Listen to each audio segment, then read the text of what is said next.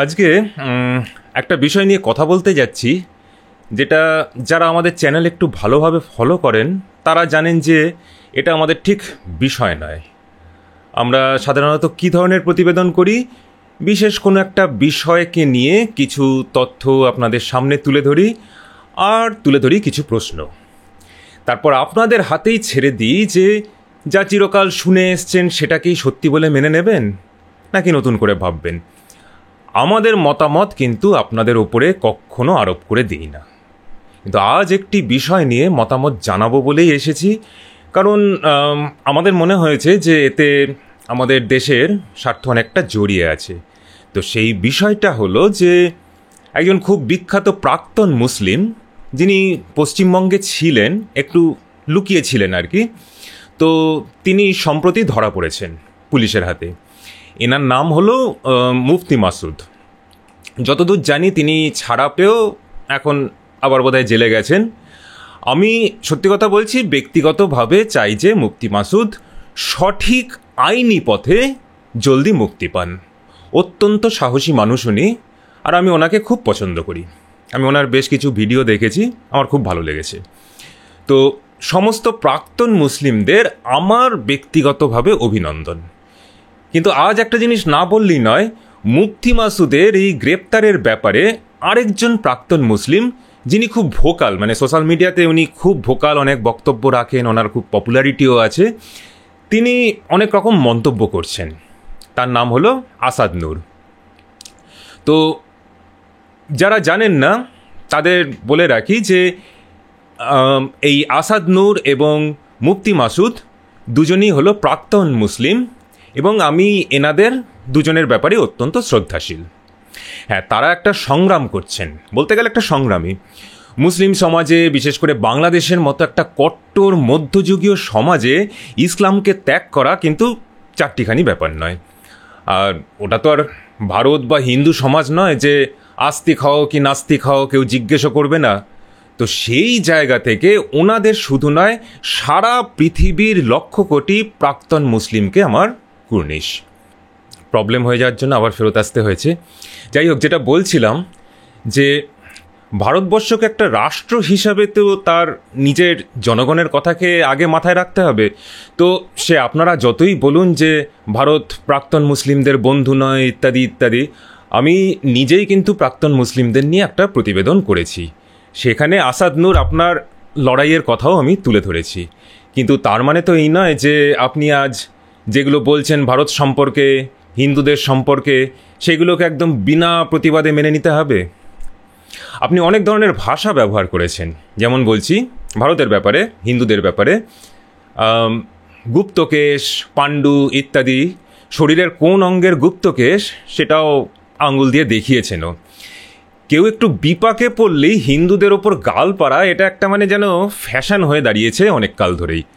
এরপরেও আপনার ভিডিওতে কিন্তু অজস্র হিন্দুর সমর্থন, মানে সেটা আপনি নিজেও দেখেছেন। তাই সবচেয়ে আগে বলি যে কোরআনের বিষয়ে আপনার জ্ঞান হয়তো অপরিসীম, কিন্তু ভারতের বা হিন্দুদের ইতিহাসটা বোধহয় অতটা নয়। তাহলে জানতেন যে ইরান সহ সারা মধ্য এশিয়া থেকে পার্সি ধর্ম সম্প্রদায়ের লোকজন যখন মুসলিমদের তাড়া খেয়ে এখানে এসে উঠেছিল, তখনই ভারতেই কিন্তু তাদেরকে জায়গা দেওয়া হয়েছিল। শর্ত ছিল একটাই, যে গোহত্যা করা যাবে না আর ধর্মান্তকরণ করা যাবে না। আজ পৃথিবীতে যতজন পার্সি টিকে আছেন তারা কিন্তু ভারতেই আছেন। মহারাজা জাম সাহেব দিগ্বিজয় সিংহিজি জাদেজা, এনার নাম কিন্তু ভারত ভুলে গেছে, কিন্তু পোল্যান্ডে ওনার জন্মজয়ন্তী পালন হয়। কারণ পোল্যান্ডের ইহুদিদের ওপর যখন একদিকে স্টালিন, আর মানে স্টালিনের রাশিয়া আর হিটলারের জার্মানি, বলতে গেলে একদম হাতে হাত মিলিয়ে দুদিক থেকে চেপে ধরে নৃশংস হত্যাযজ্ঞ চালাচ্ছিল, নারী এবং শিশুরাও এই দুই অসুরের হাত থেকে রক্ষা পাচ্ছিল না, তখন এই জাম সাহেব দিগ্বিজয় সিং জাদেজা পোল্যান্ডের সেই আক্রান্ত ইহুদিদের ডেকে নিয়ে এসে গুজরাটে বসবাস করার জায়গা করে দেন। সেই জায়গারই নাম হলো জামনগর। আর বাংলাদেশ অকৃতজ্ঞ জাত হলো, ইসরায়েল কিন্তু অকৃতজ্ঞ নয়, তাদের ইহুদিরাও নয়।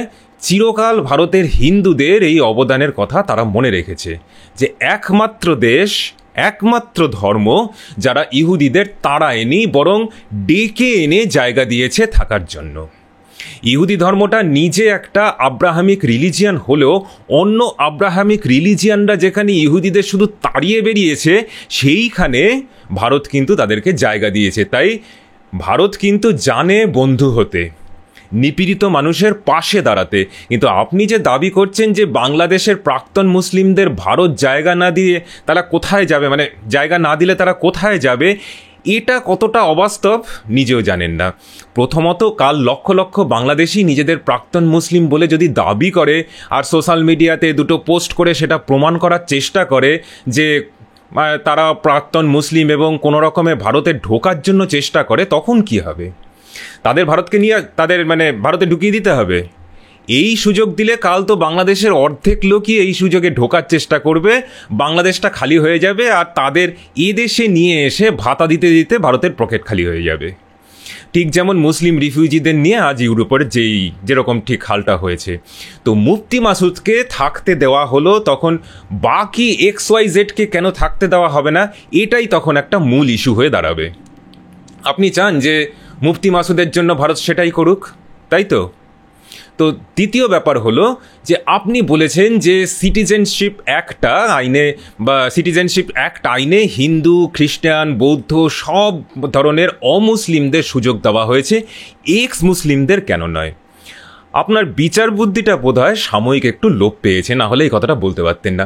বুঝতে পারছি আপনার প্রিয় বন্ধু মুফতি মাসুদ, আপনার কমরেড বলতে পারেন, তার জন্য আপনি একটুখানি মানসিক চাপ নিয়েছেন।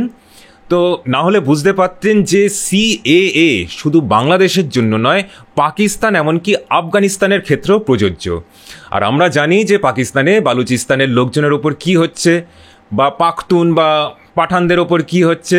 পাকিস্তানের আর্মি বলতে গেলে ওদের ওপর একটা জেনোসাইড চালাচ্ছে। তো কালকে যদি তারা এসে বলে যে আমাদেরকে ভারতে থাকতে দিতে হবে, তাহলে তো ভারতবর্ষটার একটা দেশ বলে কিছু থাকে না, একদম পুরো ধর্মশালা হয়ে যায়। অলরেডি সেটা হয়েই গেছে, বাকিটাও হয়ে যাবে। তৃতীয়ত, আপনারা প্রাক্তন মুসলিম হওয়ার কারণে আপনাদের সমাজ আর আপনাদেরকে মানছে না। আপনাদের অবস্থাটা বুঝি, কিন্তু সেই রকম তো পাকিস্তানের আহমদিয়াদের পাকিস্তানও আর মুসলিম বলে মানছে না। তো আহমদিয়াদের মসজিদে যাওয়ার অধিকার নেই, শিয়াদের শুক্রবারের নামাজের উপর নিষেধাজ্ঞা। তো তারাও লাইন লাগাক ভারতে ফ্রি এন্ট্রির জন্য। 1947-এ এই উপমহাদেশের একটা বিশাল সংখ্যক মুসলিম, যাদের মধ্যে সব ধরনের মুসলিম ছিলেন, যেমন শিয়া, আহমদিয়া, দেওবন্দি কি বারেলভি, এরা সবাই হিন্দুদের অবিশ্বাস করে দেশকে ভেঙে আলাদাভাবে থাকাকে শ্রেয় মনে করেছিলেন। তো ভারতের যে বহুমুখিতা তাকে অশ্রদ্ধা জানিয়ে, এত শব্দ, 1 মিনিট একটু জলও খেয়ে নি।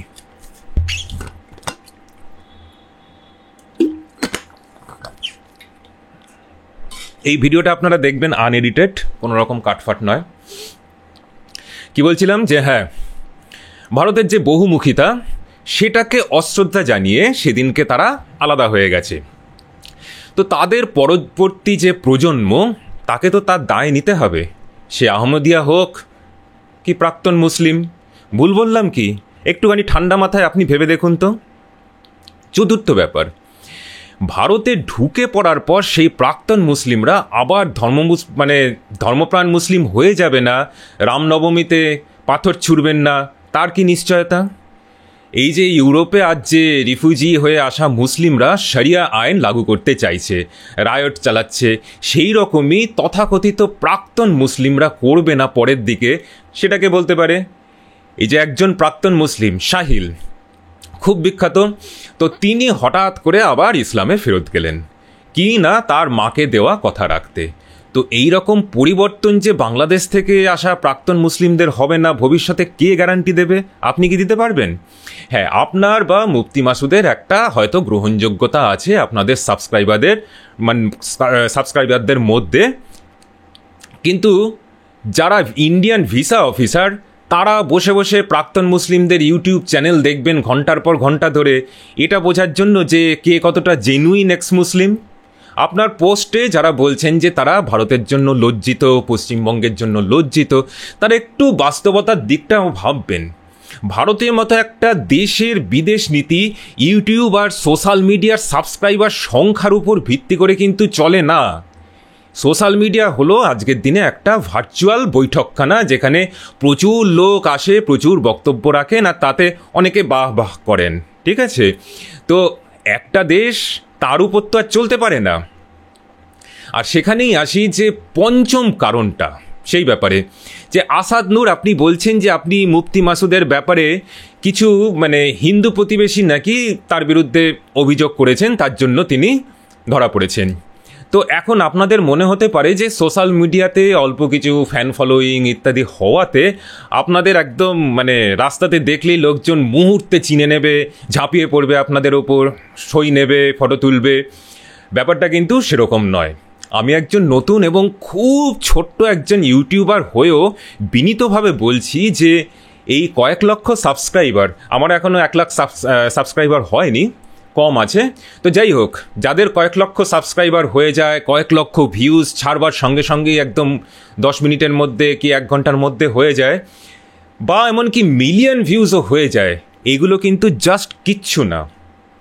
বাংলাদেশ আর পশ্চিমবঙ্গ, যেখানে আপনাদের মেইন ভিউয়ারশিপ, তো সেখানে সব মিলিয়ে প্রায় 27 কোটি লোক। কত শতাংশ তাহলে আপনার সাবস্ক্রাইবার? নিজে হিসেব করে বলুন তো, 1% হচ্ছে কি?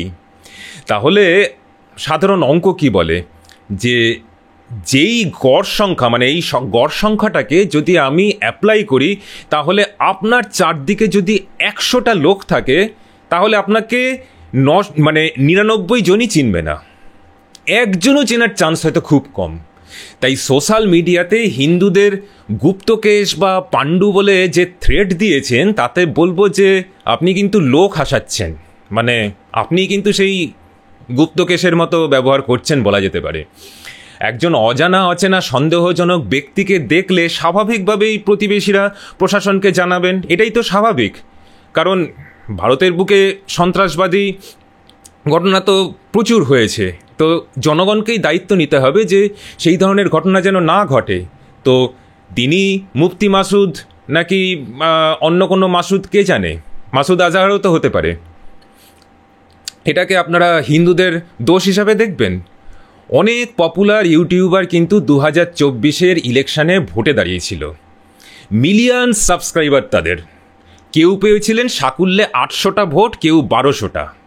হ্যাঁ জানি, এই ইউটিউবারদের ইগো স্যাটিসফাই করবার জন্য একটা গাল ভরা নাম আছে, ইনফ্লুয়েন্সার, কিন্তু আসলে এটা কিন্তু একটা বেলুন ছাড়া কিছু নয়। তাই আপনার আন্দোলনকে শ্রদ্ধা জানিয়েও বলছি, মাটিতে পা রেখে চলুন, না হলে কিন্তু আপনার এই আন্দোলনটা অন্য পথে চলে যেতে পারে। ষষ্ঠ যে বক্তব্য, আপনি হিন্দুত্ববাদী ইত্যাদি এই সমস্ত ভাষাও ব্যবহার করেছেন। আপনি এই শব্দটা ব্যবহার করেই তো আপনার রাজনৈতিক পরিচয়টা দিয়ে দিলেন। আবার বলি, আপনাদের সংগ্রামকে শ্রদ্ধা জানাই, কিন্তু সাথে এটাও বলি যে আমাদের হিন্দুদের পূর্বপুরুষদের 1000 বছরের যে সংগ্রাম, সেটাকে খেলো করার অধিকার কিন্তু আপনাদের কেউ দেয়নি। হতে পারেন যে আপনি প্রাক্তন মুসলিম, একটা খুব বদ্ধ পরিবেশ থেকে আপনারা লড়াই করে একটা মুক্ত বাতাসে সবে নিঃশ্বাস নিতে শুরু করেছেন। আপনাদের পূর্বপুরুষরা এর অস্তিত্বই জানতো না, তাই আপনাদের লড়াইটা একটু বেশি, বা আপনাদের লড়াইটা একটুখানি বেশি বলে মনে হচ্ছে, কিন্তু আপনাদের পূর্বপুরুষরা আপনাদের পূর্বপুরুষরা এটা জানতো না, কিন্তু আমাদের পূর্বপুরুষরা আমাদের জন্য এই মুক্ত বাতাসটা রেখে গেছেন নিজেদের জীবন সম্পত্তি সহ অনেক কিছু ত্যাগ করে। আমিও কিন্তু রিফিউজি পরিবারেরই সন্তান। বাংলাদেশ থেকে সর্বস্ব হারিয়ে এদেশে এসেছিলেন আমার পূর্বপুরুষরা কপর্দক শূন্য হয়ে। তাই বলবো, আপনাদের সংগ্রামকে মহৎ দেখাতে আমাদের পূর্বপুরুষদের সংগ্রামকে কিন্তু ছোট করবেন না। সর্বশেষ বলছি যে আমাদের সহনাগরিকদেরকে মনে রাখবেন, ভারতের মতো একটা দেশকে অনেক কিছু মাথাতে রেখে চলতে হয়।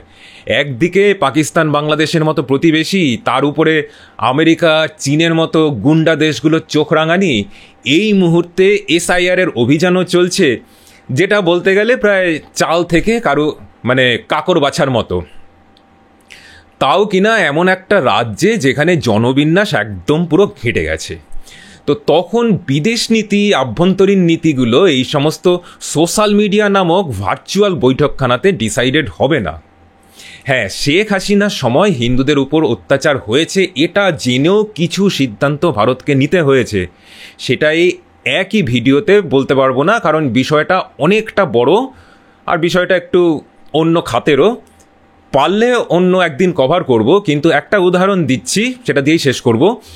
যেমন ধরুন, ওই অপারেশন সিঁদুরের সময় পাকিস্তান নাকি ভারতের কয়েকটা প্লেন ধসিয়েছে ইত্যাদি ইত্যাদি, এরকম বিদেশি মিডিয়া বিরোধীরা দাবি করছে।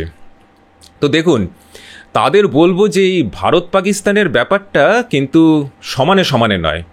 ধরুন, বাড়ির মধ্যে একটা খুব অবাধ্য বাচ্চা রয়েছে, খুব বাঁদরামি করলে বড়রা কি করে, ধরে প্রথমে একটা চাঁটি মারে। তাতে কি হয়, ওই অবাধ্য বাচ্চাটা খুব হাত পা ছুটতে শুরু করে প্রথম দিকে, মানে পুরো একদম গায়ের জোরে। তখন বড়রা কি করে, তারাও কি গায়ের জোরে মারামারি করে? সেটা কিন্তু করে না। তারা তখন চেষ্টা করে যে ওই বাচ্চাটার হাত পাগুলোকে ধরে রেখে বা যা হোক করে ওর হাত পা ছোড়াটাকে আটকাতে।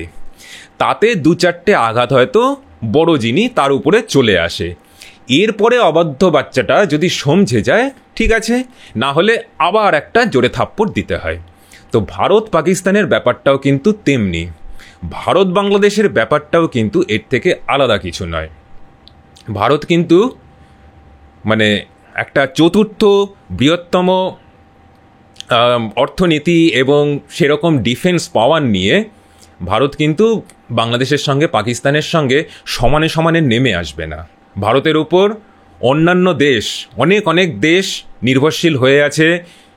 অনেক মানে আমেরিকার বড় বড় কোম্পানি এখানে ইনভেস্ট করবে বলে একদম লাইন দিয়ে দাঁড়িয়ে আছে।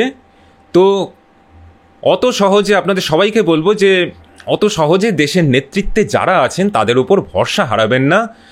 বাংলাদেশের ভেতরে কি হচ্ছে তারা সব জানেন, সমস্ত কিছু জানেন, জেনেও ডিসিশন নিয়েছেন, তার নিশ্চয়ই কারণ আছে। আর দেখুন, এই সিটিজেনশিপ অ্যাক্ট সেটাকে তো বাড়িয়ে 2024 ডিসেম্বর পর্যন্ত করা হয়েছে। বাংলাদেশের যে নিপীড়িত হিন্দু, খ্রিস্টান, বৌদ্ধ, এদের সবাইকে সুযোগ দেওয়া হচ্ছে। বিদেশ নীতিতে আসলে জানবেন, আইডিয়াল সলিউশন বলে কিছু হয় না। অনেক সময় মন্দের ভালোকে বেছে নিতে হয়। চীনে মুসলিমদের ওপর কি হচ্ছে সেটা দেখেও কি সৌদি বা পাকিস্তান চুপ থাকে না? আবার পাকিস্তানে খ্রিস্টানদের ওপর কি হচ্ছে সেটা দেখেও আমেরিকান চুপ থাকে না? আমেরিকা মানে চুপ করে বসে নেই। বিদেশ নীতি অনেক ঘোরালো জিনিস, অনেক জটিল। কিন্তু মনে রাখবেন, আপনাদের সরকার আপনাদের ভোটেই কিন্তু এসেছে। এই সরকারের ওপর ভরসা হারানো মানে কিন্তু নিজের ওপর ভরসা হারাচ্ছেন। তারপর অন্যরকম কিছু হলে দায়ী কিন্তু আপনিই থাকবেন। এর বেশি আর কিছু বলার নেই। তাই এটা আমার মানে স্কেডিউলের মধ্যেও ছিল না। আমাদের একজন সাবস্ক্রাইবার এই বিষয়ের প্রতি আমাদের নজর আকর্ষণ করবার জন্য আমরা আজকে একটু মানে স্কেডিউলের বাইরেই এর একটা প্রতিবেদন ছাড়লাম। কিন্তু যেই বিষয়গুলো বললাম যথারীতি একটুখানি ভেবে দেখবেন। আর কিছু বলার নেই। নমস্কার।